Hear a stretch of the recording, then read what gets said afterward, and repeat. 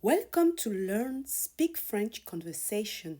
Today's expression is le revers de la médaille des JO, the other side of the coin of the Olympics.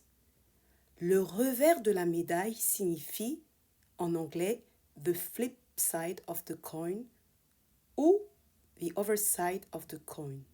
Cette expression est utilisée pour mettre en évidence l'aspect négatif ou moins favorable d'une situation qui pourrait sembler positive au premier abord. Le revers de la médaille means the flip side of the coin or the other side of the coin.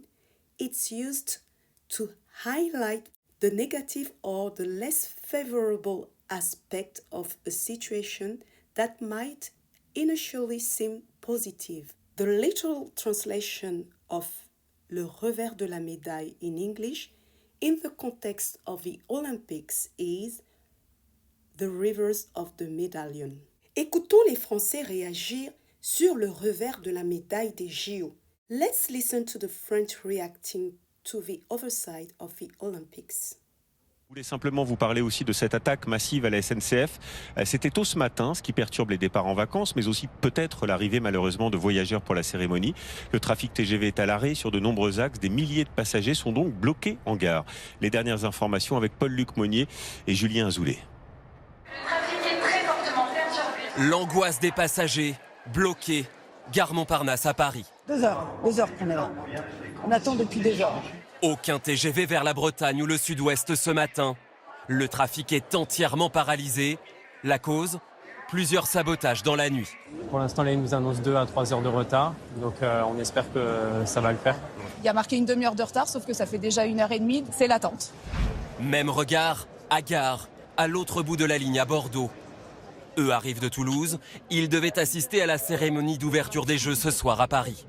On devait repartir ce matin avec le 6h19 pour monter à Paris, pour être bien en avance, pour arriver tôt à la cérémonie d'ouverture des Jeux Olympiques. Et on n'y sera pas très tôt, voire même pas du tout. Elles ont des billets pour les épreuves d'équitation, demain à Versailles. Je suis déçue, très fortement déçue pour l'épreuve si on ne peut pas aller la voir. C'est comme ça, il faut l'accepter. Des perturbations qui concernent aussi l'Est de la France. Ici à Nancy, pas d'interruption du trafic, mais des retards. Autre zone touchée, le Nord et les Eurostars pour Londres et Bruxelles. À Lille, les voyageurs tentent de prendre leur mal en patience. Apparemment, il y a la grande place au bout de la rue, on vient de Belgique, donc on prolonge un peu l'expérience du train. On verra si elle est concluante. C'était la première fois qu'on voyageait en train en fait, donc on verra ce que ça donne. Pour la SNCF, ces incidents tombent au plus mauvais moment. 800 000 voyageurs pourraient être impactés ce week-end. Aujourd'hui, c'est les grands départs qui sont attaqués à travers la SNCF. C'est un bout de la France qu'on attaque et c'est les Français qu'on attaque. Donc c'est un jour de tristesse aujourd'hui. Les autorités ont annoncé ce matin le renforcement des contrôles de police dans les gares. Les perturbations, elles, pourraient durer tout le week-end.